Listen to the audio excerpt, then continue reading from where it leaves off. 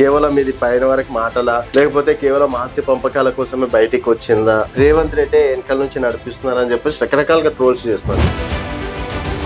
కవితక్క గారు వెనకాలండే అంత సీను కేసీఆర్ గారికే లేదు, ఇంకా రేవంత్ రెడ్డికి ఎంత. బంగారు తెలంగాణ చేస్తా అన్నటువంటి కేసీఆర్ వల్ల కాలేదు. సో ఇందిరమ్మ రాజ్యం తీసుకొస్తా అన్న రేవంత్ రెడ్డి వల్ల అయితే లేదు, ఇంకా కవిత గారు ఒకరి వల్ల అయితే కూర్చోమని. ఈ రోజు తెలంగాణ నీళ్ల కోసం, నిధుల కోసం, నియామకాల కోసం అడుగడుగున తెలంగాణకు అన్యాయం. ఎక్కడైతే అన్యాయం జరిగిందో అక్కడనే పుడుతుంది ఆత్మగౌరవం. ఎక్కడైతే దెబ్బతింటదో అక్కడే ఒక విప్లవం అనేది పుడుతుంది. ఆ విప్లవంలో పుట్టిన పార్టీయే ఈరోజు తెలంగాణ జాగృతి. ఒక దగ్గర కరప్షన్ జరుగుతుంది, మీరు కూడా అప్పుడు అక్కడనే ఉన్నారు, అప్పుడు ఎందుకు ప్రశ్నించలే, ఇప్పుడు ఎందుకు ప్రశ్నిస్తున్నారు అని చెప్పేసి ఎవరన్నా అనే మాట. ఎక్కడికక్కడ మాట్లాడుతుంటే కవితక్క గారి గొంతు నొక్కుతున్నా కూడా ప్రతి విషయాన్ని కేసీఆర్ గారికి చేరాలి అని చెప్పి కవితక్క గారు ప్రయత్నం చేస్తున్న క్రమంలోనే కవితక్క గారి మీద కుట్రలు చేసి ఈ రోజు తండ్రికి దూరం చేయడం జరిగింది. ఇప్పుడు ఉన్నటువంటి కాలంలో డబ్బుతో రాజకీయాలు మేడం. సో డబ్బు లేదు ఎవరు కోట్లు వేస్తలేరు మేడం. మేము స్వచ్ఛందంగా వస్తాం, అవినీతి లేని పాలన అందిస్తామంటే జనాలు నమ్ముతారంటారా? ఈ కుట్రదారులు, ఈ గుంటనక్కలు వీళ్ళంతా కలిసి కవితక్క గారిని, కేసీఆర్ గారికి, తన కుటుంబానికి, తల్లిదండ్రులకు దూరం చేసినా కూడా ఈ రోజు నా మరో కుటుంబం ఈ తెలంగాణ అని ముందుకు పోతుంది. కాబట్టి ఈ తెలంగాణ ఆడబిడ్డగా ఆల్రెడీ ఆమె ముద్ర వేయించుకున్నారు కాబట్టి తెలంగాణ ప్రజలు ఆదరిస్తారు. చాలా మందికి డౌట్ ఉంది, అసలు పార్టీ పెడతారా లేదా. పార్టీ పెట్టబోతున్నాం. ఆ పార్టీ కూడా ఇప్పుడు ఎవరైతే ఉన్నారో ఈ 3 పార్టీలకు కూడా ముచ్చెమటలు పెట్టిస్తాం తప్పకుండా. రాసి పెట్టుకోండి, 2029 లో కవితక్క గారు మొదటి మహిళా ముఖ్యమంత్రి అవుతుంది. వెల్కమ్ టు తెలంగాణ వెలుగు. నేను మీ రాజు. ప్రస్తుతం మనతో పాటు జాగృతి అధికార ప్రతినిధి మనోజ గారు ఉన్నారు. నమస్తే మనోజ గారు. నమస్తే. సో ఎట్లుంది మేడం జాగృతి? పార్టీయా లేకపోతే ప్రస్తుతానికి ఒక సంస్థనే అనుకోవచ్చేది? ప్రస్తుతానికి ఉద్యమ సంస్థ. రాబోయే రోజుల్లో ఈ భావి తరాలకు, యువతకి, మహిళలకి ఒక మంచి దిశా నిర్దేశం చేయబోయే, ఒక మంచి సామాజిక తెలంగాణ నిర్మించబోయే పార్టీ. పక్క అవుతుందా మేడం? పక్కా. అంటే చాలా మందికి డౌట్ ఉంది, అసలు పార్టీ పెడతారా లేదా, కేవలం ఇది పైన వరకు మాటలా, లేకపోతే కేవలం ఆస్తి పంపకాల కోసమే బయటికి వచ్చిందా, అండ్ రేవంత్ రెడ్డి వెనకాల నుంచి నడిపిస్తున్నారని చెప్పేసి రకరకాలుగా ట్రోల్స్ చేస్తున్నారు. కవితక్క గారు వెనకాలండే అంత సీను కేసీఆర్ గారికే లేదు, ఇంకా రేవంత్ రెడ్డికి ఎంత. ఈ రోజు ఖచ్చితంగా కూడా పార్టీ పెట్టబోతున్నాం. ఆ పార్టీ కూడా ఇప్పుడు ఎవరైతే ఉన్నారో ఈ 3 పార్టీలకు కూడా ముచ్చెమటలు పెట్టిస్తాం తప్పకుండా. రాబోయే రోజుల్లో కరప్షన్ క్లీన్ పాలిటిక్స్ తీసుకురాబోతున్నాం ఈ తెలంగాణలో. ప్రతి ఒక్కరు అంటే రాజకీయాల్లో చాలా మంది సెలబ్రిటీలు కావచ్చు, ఉద్యమ నాయకులు కావచ్చు, నాయకురాలు కావచ్చు, పార్టీలు పెట్టి కొన్ని రోజులు హల్చల్ చేసి తర్వాత మూసుకున్నటువంటి పరిస్థితి. రేపు మరి కవితక్క గారి పరిస్థితి ఆ విధంగానే అవుతుందా, లాంగ్ లీవ్ లో ఉంటుంది అనుకోవచ్చు? అందరు వేరు, కవితక్క గారు వేరు. ఆ రోజు కేసీఆర్ గారు 2001 లో పార్టీ పెట్టినప్పుడు కూడా ఎంతో మంది, ఒక వేళ్ల మీద లెక్క పెట్టే మందే ఉన్నారు కేసీఆర్ గారితో పెద్ద వాళ్ళ తెలంగాణ కోసం పార్టీలు పెట్టిన వాళ్ళు కూడా మూసుకొని కూర్చున్నారు అన్నారు. కానీ కేసీఆర్ గారు ఏం చేసిండ్రు, రాష్ట్రం తీసుకొచ్చి చూపించిండ్రు. ఈ రోజు కవితక్క గారు కూడా సామాజిక తెలంగాణ నిర్మించడం కోసము, ఈ రోజు ఈ తెలంగాణ రాష్ట్రంలో మహిళల పాత్ర ఉంచడం కోసము, ఈ తెలంగాణ రాష్ట్రంలో యువత పాత్ర, యువత రాజకీయాలకు రావాలి, సామాజిక తెలంగాణ సబ్బండ వర్గాలకు న్యాయం జరగాలి అనే దిశగా ఈ రోజు కవితక్క గారు అడుగులు వేస్తున్నారు. కాబట్టి తప్పకుండా కవితక్క గారు కూడా కేసీఆర్ గారు లాగా ఒక మంచి పార్టీని, తెలంగాణ ప్రాంతీయ పార్టీని, ఇప్పుడు ఉన్న ఈ బిఆర్ఎస్ లో తెలంగాణ అన్నది లేదు, తెలంగాణ అన్న అక్షరమే లేదు. ఈ కాంగ్రెస్ కి 1 ఆఫ్ ది స్టేట్ ఈ రోజు తెలంగాణ, ఆ బీజేపీకి కూడా 1 ఆఫ్ ది స్టేట్ ఈ రోజు తెలంగాణ. ఏకైక పార్టీ ఈ రోజు తెలంగాణతో పేగుబంధం ఉన్న పార్టీ ఏదైనా ఉంది అని అంటే, రాబోతుంది అంటే అది మా తెలంగాణ జాగృతి. ఎందుకంటే ప్రాంతీయ పార్టీ, మా తెలంగాణ అన్న వాదం కోసం కొట్లాడినాం. ఆ రోజు కొట్లాడినాం, ఈ రోజు కూడా తెలంగాణ కోసం కొట్లాడుతున్నాం. మాకున్నది పేగుబంధం కాబట్టి తప్పకుండా ప్రజలు మమ్మల్ని ఆదరిస్తారు. ఈ తెలంగాణ ప్రజలకి ప్రాంతీయ పార్టీగా బలంగా నిల్చునే పార్టీ. మనోజ గారు ఒక్కటి మాట్లాడితే, మనం రాష్ట్రం సాధించి 12 సంవత్సరాలు అవుతుంది. సో ఇప్పటికీ తెలంగాణ సెంటిమెంట్ ఉందనుకోవచ్చా? సో తెలంగాణ సెంటిమెంట్ తోటి జనాల లోపలికి వెళ్ళినంత మాత్రాన కవిత గారికి ఓట్లు వేసేస్తారు, జాగృతికి ఓట్లు వేసేస్తారు అని చెప్పేసి అనుకోవచ్చా? అంత పెద్ద జాతీయ పార్టీల వల్లనే, బీజేపీ వల్లనే ఇక్కడ రాష్ట్రం అధికారం వాళ్ళ వల్ల అవ్వట్లేదు. సో రాష్ట్రం కోసం ఫైట్ చేసినటువంటి బీఆర్ఎస్ పరిస్థితి ఈరోజు ఏ విధంగా అయిపోయిందో కల్లారా చూస్తున్నాం. అండ్ రేవంత్ రెడ్డి కూడా ఇక్కడ పరిపాలించడానికి ఎట్లా చేస్తున్నారో కూడా అదే చూస్తున్నాం. అట్లాంటిది మీరు వచ్చేసి మొత్తం కరప్షన్ లేకుండా చేసేస్తాం, అవి ఇవి సినిమా డైలాగులు కాకపోతే ఇంకేది మేడం? తెలంగాణలో ఈ గడిచిన 12 సంవత్సరాలలో కూడా తెలంగాణ తీసుకొచ్చుకున్నది నీళ్ల కోసం, నిధుల కోసం, నియామకాల కోసం. నీళ్లల్లో అన్యాయమే, నిధులలో అన్యాయమే, ఈ రోజు నియామకాలలో కూడా అన్యాయమే ఈ గడిచిన 13 సంవత్సరాలలో కూడా. కాబట్టి ఈ రోజు తెలంగాణ అస్తిత్వ పోరాటము, తెలంగాణ ఆత్మగౌరవం కోసం ఆ రోజు పోరాటం అసలు తెలంగాణ జాగృతి స్థాపించడానికే మూల కారణం. ఆ రోజు జయశంకర్ సార్ ఏదైతే రాజకీయంగా నష్టపోయినా, ఏ రకంగానైనా నష్టపోతే పూడ్చుకోవడానికి కొంచెం కష్టపడి పూడ్చుకోవచ్చు. ఏ రాష్ట్రం అయితే, ఏ ప్రాంతం అయితే సాంస్కృతికంగా నష్టపోతామో అది పూడ్చుకోవడము చాలా కష్టము. కాబట్టి ఈ రోజు ఏదైతే వలసవాదుల చేతిలో ఈ రోజు తెలంగాణ సాంస్కృతిక విధ్వంసానికి గురైతుంది అని చెప్పేసి ఆ రోజు జయశంకర్ సార్ గారు మాట్లాడినప్పుడు ఆ మాటల మీద పుట్టిన సంస్థనే ఈ తెలంగాణ జాగృతి. ఈ తెలంగాణ సాంస్కృతిక విప్లవాన్ని ఆ రోజు తీసుకొచ్చింది కవితక్క గారు. తెలంగాణ బతుకమ్మని విశ్వవ్యాప్తం చేసిండ్రు. అలా తెలంగాణ ఆ రోజు పేగులు బయటపడేలాగా, గొంతు తెగేలాగా కొట్లాడిండ్రు ఆ రోజు కవితక్క గారు తెలంగాణ కోసం. తెలంగాణ వాదాన్ని బలంగా ప్రజల్లోకి తీసుకెళ్ళిండ్రు. మహిళల పాత్ర కూడా బలంగా ఉద్యమంలో మమేకమయ్యేలాగా చేశారంటే కవితక్క గారు. ఇదంతా చేసిన క్రమంలో ఈ 12 సంవత్సరాలలో కూడా తెలంగాణ ఎందుకైతే కావాలనుకున్నామో ఆత్మగౌరవానికి ఇక్కడ దెబ్బతిన్నాం. ఈ రోజు తెలంగాణ నీళ్ల కోసం, నిధుల కోసం, నియామకాల కోసం అడుగడుగున తెలంగాణకు అన్యాయమే. ఎక్కడైతే అన్యాయం జరిగిందో అక్కడనే పుడుతుంది ఆత్మగౌరవం. ఎక్కడైతే దెబ్బతింటదో అక్కడే ఒక విప్లవం అనేది పుడుతుంది. ఆ విప్లవంలో పుట్టిన ఈ రోజు దాని నుండి బయటకు వస్తున్న మా పార్టీయే ఈ రోజు తెలంగాణ జాగృతి. అందుకోసమే ఆవిర్భవించబోతున్నాం. ఈ రోజు ఇక్కడ బంగారు తెలంగాణ చేస్తా అన్నటువంటి కేసీఆర్ వల్ల కాలేదు. సో ఇందిరమ్మ రాజ్యం తీసుకొస్తా అన్న రేవంత్ రెడ్డి వల్ల అయితే లేదు. ఇంకా కవిత గారు ఒక్కరి వల్ల అయితే అనుకోవచ్చా మేడం? డెఫినెట్ గా. ఎందుకంటున్నామంటే ఈ రోజు మీరు ఏ కోణం, ఏం విజన్ పెట్టుకున్నారు? ఇప్పుడు ఉన్నటువంటి బడ్జెట్ కావచ్చు, తర్వాత పరిసరాలు కావచ్చు, అప్పుడు ఉన్నటువంటి సిచ్యువేషన్స్ వేరు, ఇప్పుడున్న సిచ్యువేషన్స్ వేరు. సో ఇవన్నీ ఆలోచించి మీరు స్టెప్ తీసుకుంటున్నారు. ఈ రోజు తెలంగాణ ప్రజలు మేము ఏదైతే జాగృతి జనం బాట పేరిట 18 జిల్లాలు తిరిగినాం దాదాపుగా. ఈ 18 జిల్లాలో ఏ జిల్లాకి వెళ్ళినా కూడా కష్టాలు, సమస్యలు తెలంగాణ జాగృతికి శ్రీమతి కల్వకుంట్ల కవితక్క గారికి స్వాగతం పలుకుతుంది. అది నిజంగా కూడా మేము బాధపడుతున్నాం. తెలంగాణ సాధించుకొని 12 సంవత్సరాలు అయినా కూడా ఇంకా ఈ తెలంగాణలో ఎన్నో సమస్యలు ఉంటూనే ఉన్నాయి. కాబట్టి ఎక్కడ తిరిగినా కూడా ఖచ్చితంగా తెలంగాణలో స్పేస్ ఉంది. రాజకీయంగా ఈ రోజు ఒక శూన్యం అనేది ఏర్పడింది. కాబట్టి తెలంగాణలో ఒక కొత్త ప్రాంతీయ పార్టీ అవసరం ఉంది అని తెలుసుకున్నాం. కాబట్టి ఆ దిశగా సామాజిక తెలంగాణ వైపు అడుగులు వేయాలి. ఎందుకంటే ఉద్యమకారులు నష్టపోయినరు.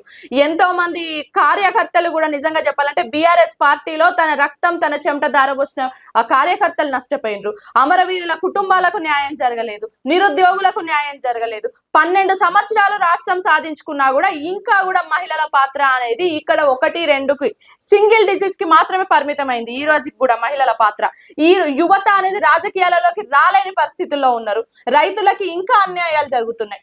ఇలా ఇవన్నీ చూసిన అటు కాంగ్రెస్ పార్టీ కానివ్వండి, ఇటు బీఆర్ఎస్ పార్టీ కానివ్వండి, 10 సంవత్సరాల బీఆర్ఎస్ పార్టీ ఏం చేయలేదు. 2 సంవత్సరాల కాంగ్రెస్ పరిపాలన, 2 సంవత్సరాలు వాళ్ళు పూర్తి చేసుకొని 3 సంవత్సరాలకు వచ్చినా కూడా ఎంతసేపటికి ఫ్రీ బస్సు, ఫ్రీ కరెంటు, వీటి గురించే చూద్దామా?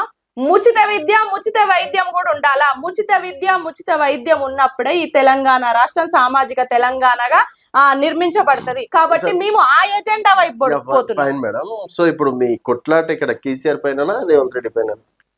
మా కొట్లాట తెలంగాణకి ఎవరైతే అన్యాయం చేస్తారో వాళ్ళ మీద.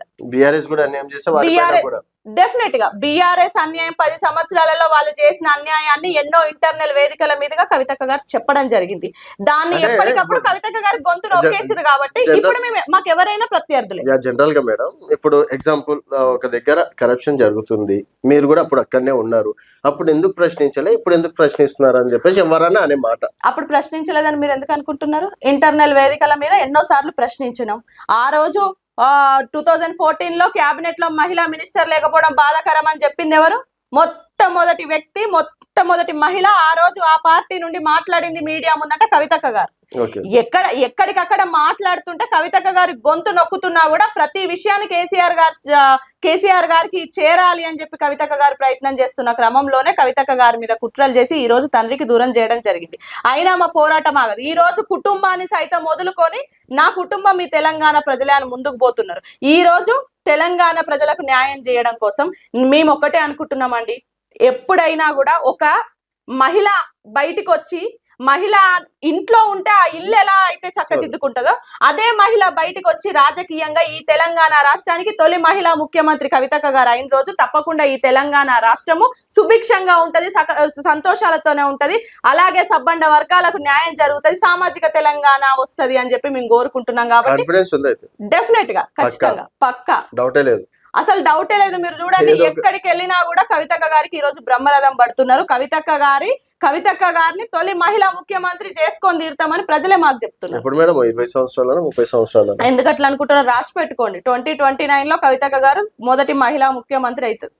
అది కలలేమనగంటున్నా కలలు గానే జనం బాటలో నలుగురు జనాలు రాగానే నలుగురు జేజేలు కొట్టంగానే తర్వాత నలుగురు పబ్లిక్ వచ్చేసి రోడ్ల మీద నిలబడంగానే 29 ముఖ్యమంత్రి అని చెప్పేసి జనం బాటలో నలుగురు రాలేదు. ఆ నలుగురు ఒక మాట 40,000 మంది వచ్చిండ్రు అనుకుందాం. ఆ 40,000 మందిని దృష్టిలో పెట్టుకొని ఈ రోజు ముఖ్యమంత్రి అయిపోయినామని చెప్పేసి కళలు అంటున్నారు. డెఫినెట్ గా ఎందుకు అనుకుంటున్నాం అంటే ఈ రోజు కవితక్క గారు మేము కలలు కంటాం కాదు, ఈ రోజు ఈ సమాజము ఒకటి కోరుకుంటుంది. ఈ రోజు మహిళా నాయకత్వాన్ని కోరుకుంటుంది. ఈ రోజు ఈ సమాజము తెలంగాణ సమాజము సామాజిక తెలంగాణను కోరుకుంటుంది. ఎక్కడైనా ఈ 12 సంవత్సరాలలో ఎవరిని ఫుల్ఫిల్ చేసిండ్రు? ఈ రోజు మేము అడుగుతున్నాం. కవితక్క గారు 2012లోనే ఆ రోజే ఉమ్మడి రాష్ట్రంలోనే అంబేద్కర్ విగ్రహం అసెంబ్లీలో పెట్టడం కోసం 48 గంటలు నిరాహార దీక్ష చేసి సాధించిన వ్యక్తి ఆమె. ఢిల్లీ జంతర్ మంతర్ వేదికగా మహిళా రిజర్వేషన్ బిల్లు కోసం కొట్లాడి సాధించిన వ్యక్తి ఆమె. ఈ రాష్ట్రంలో ఎవరు మాట్లాడినప్పుడు బీసీల కోసం మాట్లాడి ఎన్నో సమావేశాలు చేసి బీసీల కోసం పోరాడిన వ్యక్తి ఆమె. ఏదైనా తీసుకున్నారంటే కవితక్క గారు నార్మల్ గా సాదా సీదా మనిషి కాదు. ఖచ్చితంగా రేపు తెలంగాణ జాగృతి అన్నిట్లో రేపు బరిలో ఉండబోతుంది. తెలంగాణ జాగృతి తప్పకుండా అన్నిట్లో విజయం సాధిస్తాము. ఇన్ని సంవత్సరాల ఈ రాజకీయము ఎవరైతే ఈ రాజకీయ నాయకులు ఉన్నారో వీళ్ళందరికీ కూడా ముచ్చెమటలు చూపిస్తారు. మా అభ్యర్థులు ఎవరైతే ఉన్నారో ఖచ్చితంగా కవితక్క గారు సీఎం అవుతారు. అది ఎందుకు ఇంత కాన్ఫిడెంట్ గా చెప్తున్నాం అంటే మా బలము మహిళలు, మా బలము ఈ నేటి తరం యువత, మా బలం వచ్చేసి ఈ రైతులు, మా బలం వచ్చేసి ఈ సబ్బండ సామాజిక వర్గాలు ఎవరైతే ఉన్నారో బీసీ బిడ్డలు ఎవరైతే ఉన్నారో వాళ్ళే మా బలం. కాబట్టి బీసీల పేరు మీద కూడా 2-3 పార్టీలు పెడుతున్నారు మేడం. అంటే బీసీలు వాళ్ళ ఓట్లు వేయాలా, మీకు ఓట్లు వేయాలా? సో రైతుల ప్రభుత్వం అని చెప్పేసి చెప్పుకొస్తున్నటువంటి బీఆర్ఎస్కి వేయాలా, లేకపోతే కాంగ్రెస్కి వేయాలా, లేకపోతే కేంద్రం నుంచి అన్ని నిధులు మేమే తీస్తున్నాం అని చెప్పేసి చెప్పుకొస్తున్నటువంటి బీజేపీకి వేయాలా? మీకేమంటారు?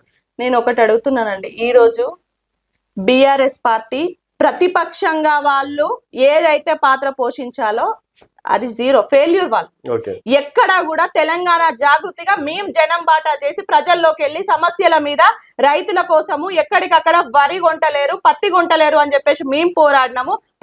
పెండింగ్ ప్రాజెక్టుల దగ్గరికి వెళ్ళి మేము కొట్లాడినామే తప్ప వాళ్ళు జీరో.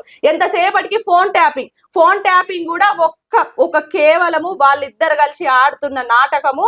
ఏదో నేను హీరోని అని చూపించుకోవడం కోసం హరీష్ రావు గారు చేస్తున్న దాంట్లో వాళ్ళిద్దరు కలిసి ఆడుతున్న డ్రామాకి ఎవరైతే ఈ బీఆర్ఎస్ అగ్రనేతలు ఉన్నారో వాళ్ళు పోయి మీడియా ముందు తెగ హల్చల్ చేస్తారే తప్ప ఎన్నిసార్లు ఈ బీసీల కోసం బీఆర్ఎస్ పార్టీ కొట్లాడింది, ఎన్నిసార్లు ఈ రైతుల కోసం బీఆర్ఎస్ పార్టీ కొట్లాడింది ఈ 2 సంవత్సరాలలో? పోనీయండి, ఈ కాంగ్రెస్ పార్టీ ఉన్నది. ఆ కాంగ్రెస్ పార్టీ అధికారంలో బీఆర్ఎస్ ఉన్నప్పుడు ప్రతిపక్షంగా వాళ్ళు చేయాల్సిన పాత్ర ఏమి లేదు, సున్నా. పోనీ అధికారంలోకి వచ్చిన తర్వాత ఏ వర్గాన్ని వీళ్ళు సాటిస్ఫై చేసిర్రు? రైతులను సాటిస్ఫై చేసిర్రా? నిరుద్యోగులను సాటిస్ఫై చేసిండ్రా? విద్యార్థులను సాటిస్ఫై చేసిండ్రా? ఉద్యోగులను సాటిస్ఫై చేసిండ్రా? మహిళలను సాటిస్ఫై చేసిండ్రా? మీరు కనీసము వృద్ధులకి ఏదైతే ఇస్తామన్న పెన్షన్ ఇచ్చిండ్రా? మహిళలకు ఇస్తామన్న స్కూటీలు 2,500 ఇచ్చిండ్రా? మా స్కూటీలు ఇచ్చిండ్రా? ఏవి ఇచ్చిండ్రు? వీళ్ళు ఏ విధంగా వీళ్ళు సక్సెస్ అయ్యారు? పోనీయండి, 8 ఎంపీ సీట్లు ఇచ్చిన బీజేపీ ఏం తీసుకొచ్చింది ఇప్పటి వరకు ఈ తెలంగాణ రాష్ట్రానికి?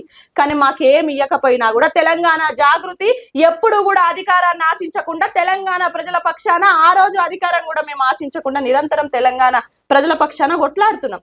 కాబట్టి ఈ రోజు అదే కాన్సెప్ట్ తో మేము ముందుకెళ్తున్నాం కాబట్టి ప్రజలు మమ్మల్ని తప్పకుండా ఆదరిస్తారు. ఈ తెలంగాణలో ఖచ్చితంగా రాజకీయ శూన్యం ఉంది, ఖచ్చితంగా స్పేస్ ఉంది, మరొక ప్రాంతీయ పార్టీ అవసరం ఉంది అని తెలుసుకున్నాం కాబట్టి ఆ విధంగా ముందు అడుగులే వేయబోతున్నాం. ఇంకా అసలు ఏం కాకముందే మీరు అప్పుడే సీఎం వరకు డెఫినెట్ గా ఇంకేం కాలేదు. అసలు మొదటి అడుగు కూడా పడలేదు అనుకుంటా నేను. అవును, మొదటి అడుగు మా మొదటి అడిగే బీభత్సం సృష్టించబోతుంది. చూస్తూ ఉండండి. పక్కా డెఫినెట్ గా మేము వీళ్ళెవరు తట్టుకోలేరు. రేపు ఎందుకంటే వీళ్ళకు మేము కరప్షన్ లేని నాయకులను దించబోతున్నాం రేపు బరిలోకి. ఈ Telangana dialogue madam, Telangana cinema dialogue జా- మేడం, తెలంగాణ సినిమా జా- dialogue మేడం. తెలంగాణ అవినీతి జాగృతిగా రహిత తెలంగాణ ఖచ్చితంగా తీసుకొస్తాం చూడండి, ఖచ్చితంగా తీసుకొస్తాం చూడండి. తల్లి లాంటి పాలన ఈ తెలంగాణ రాష్ట్రానికి అందించబోతున్నాము. ఖచ్చితంగా కరప్షన్ క్లీన్ పాలిటిక్స్ తీసుకురాబోతున్నాము. మా అభ్యర్థులు ఎవరైతే బరిలో ఉంటారో వాళ్ళందరూ కూడా ఎవరైతే కరప్ట్ లేని లీడర్లు ఉంటారో వాళ్ళే రేపు అభ్యర్థులు బరిలో ఉంటారు. ఎక్కడైతే పైసలు ఎక్కడైతే ఆ కబ్జాలు చేసి నిల్చున్న వాళ్ళు ఉన్నారో వాళ్ళని కూడా చిత్తుగా ఓడించబోతుంది రేపు తెలంగాణ జాగృతి. ఇప్పుడు ఉన్నటువంటి కాలంలో డబ్బుతో రాజకీయాలు మేడం. మొన్న ఎలక్షన్స్ కూడా చూసినాం కొన్ని. సో డబ్బు లేని ఎవరు కోట్లు వేస్తలేరు మేడం. మేము స్వచ్ఛందంగా వస్తాం, అవినీతి లేని పాలన అందిస్తామంటే జనాలు నమ్ముతారంటారా? నమ్ముతారు డెఫినెట్ గా. తెలంగాణ ప్రజలు చాలా తెలివైన వాళ్ళు. తెలంగాణ ప్రజలకి ఎప్పుడు ఏ నిర్ణయం తీసుకోవాలి, డబ్బు తీసుకునే వాళ్ళ దగ్గర తీసుకున్నా కూడా వాళ్ళు సరైన నిర్ణయం ఖచ్చితంగా తీసుకుంటారు. తెలంగాణ ప్రజల కోసము ఈ రోజు ఒక ఆడబిడ్డ, మనము కవితక్క గారి జీవితం అనేది తెరిచిన పుస్తకం. ఆమెని నానా విధాలుగా కష్టపెట్టినా కూడా ఆ రోజు 2006 లో రాజకీయాల్లోకి వచ్చినప్పటి నుండి ఇప్పటి వరకు కూడా ఈ 20 సంవత్సరాలలో కూడా కవితక్క గారు అనునిత్యం తెలంగాణ ప్రజల కోసమే పనిచేసారు. ఆ రోజు ఎంపీగా ఉన్నప్పుడు కూడా తెలంగాణ ప్రజల కోసమే బలంగా ఢిల్లీలో కొట్లాడినరు. తర్వాత కూడా తనని ఎంపీగా కుట్రలు చేసి ఓడగొట్టినా కూడా తెలంగాణ ప్రజల మధ్యలోనే ఉన్నారు. ఎమ్మెల్సీ వద్దని ఇచ్చి కట్టబెట్టి ఈ ఒక ఏదైతే దుష్ప్రచారానికి బీఆర్ఎస్ పార్టీ శ్రీకారం చుట్టినా కూడా దాన్ని మౌనంగా భరించారు. ఆ రోజు ఈ తెలంగాణ ప్రజలకి బీఆర్ఎస్ పార్టీ కేసీఆర్ గారు అవసరం ఉంది అని అన్ని మౌనంగా భరించారు. ఆడబిడ్డని కనీసము ఒక 6 నెలలు ఆడబిడ్డని కూడా చూడకుండా 6 నెలలు జైల్లో పెట్టి తీఆర్ జైల్లో పెట్టినా కూడా తెలంగాణ ఆడబిడ్డల పౌరుషాన్ని చూపియాలి. తెలంగాణ ఆడబిడ్డలు అంటే భయపెడితే తీసుకెళ్లి జైల్లో పెడితే ఇంట్లో కూర్చునే వాళ్ళు కాదు. తప్పకుండా ఎంత బలం కొద్ది బంతిని నేలకేసి కొడితే ఎంత పైకైతే లేస్తుందో ఒక్క ముళ్ళ కంపను అడ్డు పెట్టి సూర్యకాంతిని ఆపలేము అన్నదానికి నిదర్శనం కవితక్క గారు. అలా ఇంట్లో ఉండకుండా ఈ రోజు మళ్ళీ అదే బలంగా ఈ తెలంగాణ ప్రజల కోసం కొట్లాడుతున్నారు. ఇంత కొట్లాడుతున్నా కూడా ఈ కుట్రదారులు, ఈ గుంటనక్కలు వీళ్ళంతా కలిసి కవితక్క గారిని, కేసీఆర్ గారికి, తన కుటుంబానికి, తల్లిదండ్రులకు దూరం చేసినా కూడా ఈ రోజు నా మరో కుటుంబం ఈ తెలంగాణ అని ముందుకు పోతుంది. కాబట్టి ఈ తెలంగాణ ఆడబిడ్డగా ఆల్రెడీ ఆమె ముద్ర వేయించుకున్నారు. కాబట్టి తెలంగాణ ప్రజలు ఆదరిస్తారు, ఖచ్చితంగా సీఎం చేసుకున్నారు. దాంట్లో మనకి డౌట్ ఏముంది? చూద్దాం, డెఫినెట్ గా చూద్దాం. మొదటి అడిగి ఎప్పుడు మేడం వేసేది? ఖచ్చితంగా ఆల్రెడీ అంతా నడుస్తుంది కార్యాచరణ అంతా. ఒక బలంగా మంచి రోజు చూసుకొని మంచి ఈ ప్రతిపక్షానికి, ఈ అధికార పక్షానికి ఎవరైతే ఈ గుంటనక్కలు, ఈ రాజకీయంగా ఎవరైతే ఇప్పుడు ఇక్కడ ఇవన్నీ క్రియేట్ చేస్తున్న వాళ్ళు ఎవరున్నారో వాళ్ళందరికీ చెంప చెల్లుమనే విధంగా తెలంగాణ జాగృతి నూతన పార్టీ అనేది ఆవిర్భవించబోతుంది. ఇప్పుడు రేపు వచ్చే మున్సిపల్ ఎలక్షన్ లో కూడా తెలంగాణ జాగృతి తరపున చాలా మంది మా అభ్యర్థులు నిల్చుంటారు. భారీ మెజార్టీతో కూడా గెలుస్తారు. ఓకే మేడం, చూద్దాం మేడం. మొదటి అడిగి ఎప్పుడైతే ఇస్తా అన్నారో ఆ రోజు మళ్ళీ మిమ్మల్ని కలిసే ప్రయత్నం చేస్తాం madam. Thank you madam, thank you so much. ఇది జాగృతి రాష్ట్ర అధికార ప్రతినిధి మనోజ గారితో స్పెషల్ చిట్ చాట్. మరో గెస్ట్ మళ్ళీ కలుద్దాం. చూస్తూనే ఉండండి తెలంగాణ వెలుగు.